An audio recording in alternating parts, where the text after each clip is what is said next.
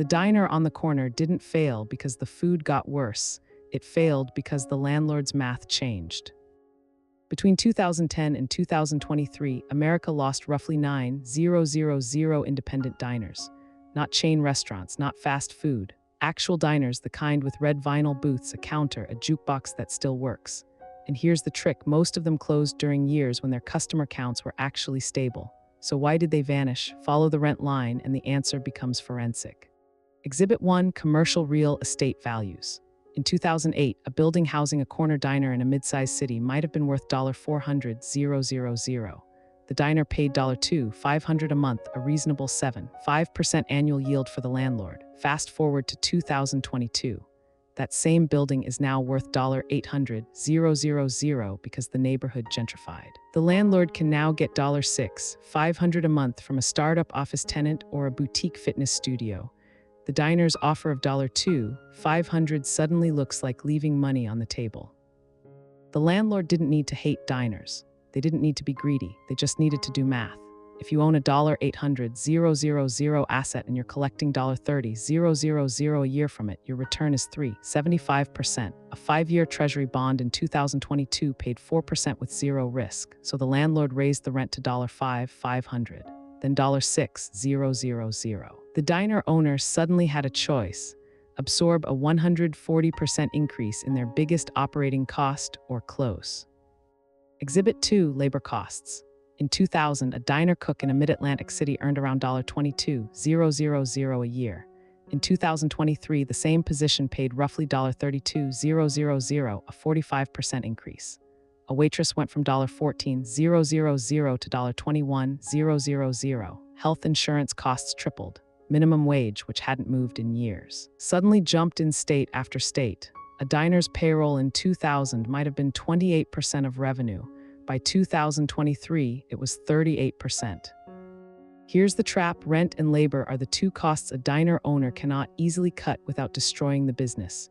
You can't reduce hours without losing customers. You can't reduce staff without destroying service. And you can't negotiate rent. The landlord has 100 other bidders. So the diner owner faced a brutal math problem: raise menu prices or die. Exhibit 3, the price ceiling. A cheeseburger, fries, and a Coke at a neighborhood diner in 2005 cost $7.95. By 2020, to cover the new rent and labor costs, that same meal needed to cost $14.50. Except, and here's the trick, a customer could walk next door to a Chipotle or a Panera and get a meal for $12. The diner was trapped between rising costs and a price ceiling set by chain competitors who had scale, automation, and cheaper real estate because they owned their buildings. Exhibit 4, changing consumer behavior.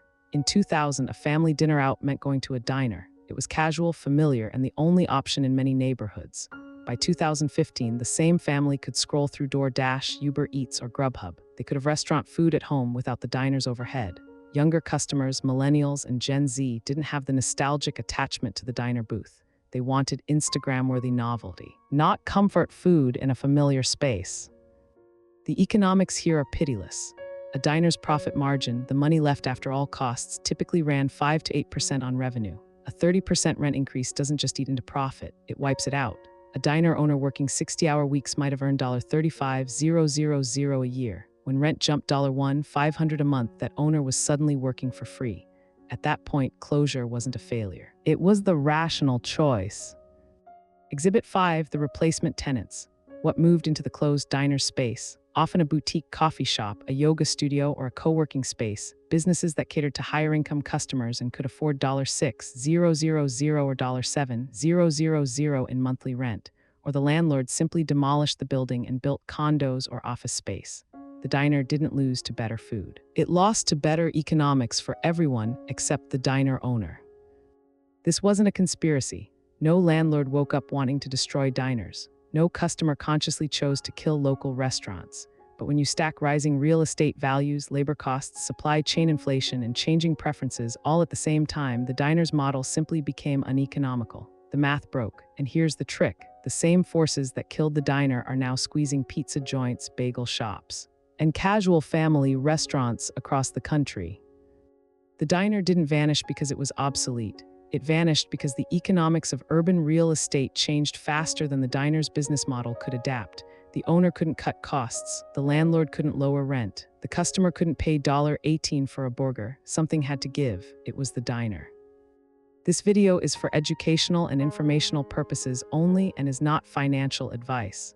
Always do your own research. If you want to understand the hidden economics reshaping your neighborhood, from why your rent doubled to where your favorite stores went, subscribe. There's a new unsolved case in consumer economics every week. Subscribe, there's a new unsolved case in consumer economics every week. This video is for educational and informational purposes only and is not financial advice. Always do your own research.